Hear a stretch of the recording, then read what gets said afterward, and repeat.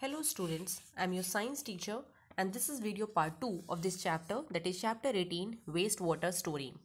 So in the previous video part students, we have already discussed about water our lifeline, what is sewage and wastewater treatment plant. So in this video part students, firstly we will talk about better housekeeping practices. See students, better housekeeping practices to maintain sanitation. Like if we talk about cooking, oils and fats should be not be thrown down the drain. They can harden and block the pipes. In an open drain, the fats clog the soil pores, reducing its effectiveness in filtering water.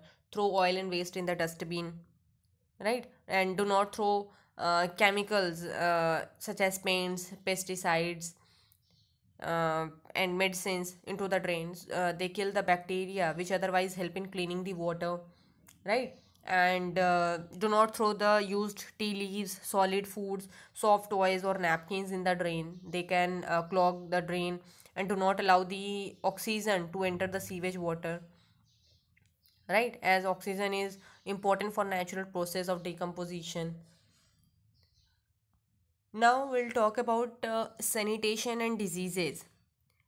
See, students, this polluted water is unfit for human consumption, right? When people dump garbage into rivers, the water becomes dark and foul smelling. Now it becomes the breeding place for many germs. So this leads to the spread of waterborne diseases such as jaundice, hepatitis, cholera, diarrhea, polio, etc. So if we talk about that, what is sanitation, then we can say that the process of maintaining overall cleanliness in the home and in the surroundings is known as sanitation, right? And this sanitation students is important for the health of a person and that of the community, right? And now how we can contribute towards the keeping water clean,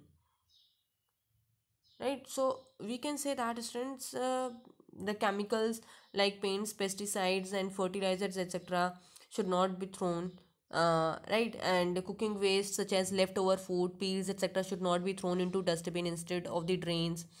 And planting trees such as eucalyptus trees that absorbs excess waste water and releases it as waste water vapor into atmosphere, right? So if we talk about that, what are the alternative arrangements of sewage disposal?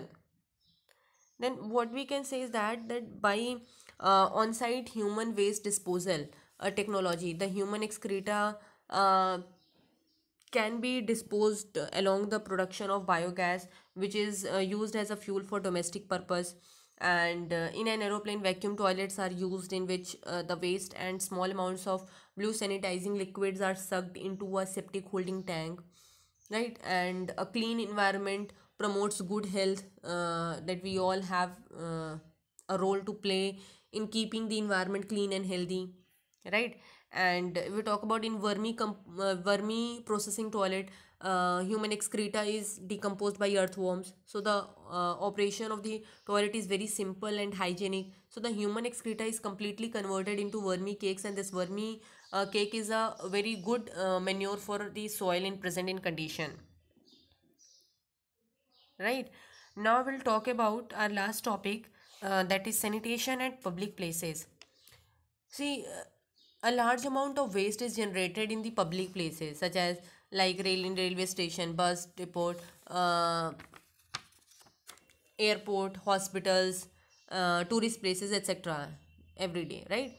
And the waste must be disposed properly. See, the government of India has laid down certain standards of sanitation, but with growing population, they are not strictly enforced, right? Like we can contribute in maintaining sanitation in the following: like do not throw on the surroundings anything on the surroundings, and use the dustbin placed at every public place.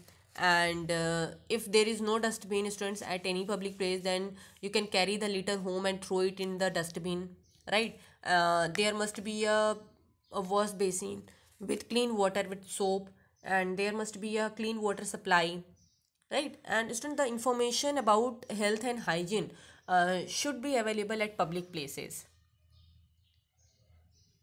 right? So health and hygiene message may be passed on to the public using posters in public places. Like this message should include the promotion of hand washing, use of refuse bins, care of toilet facilities, protection of water supplies, right?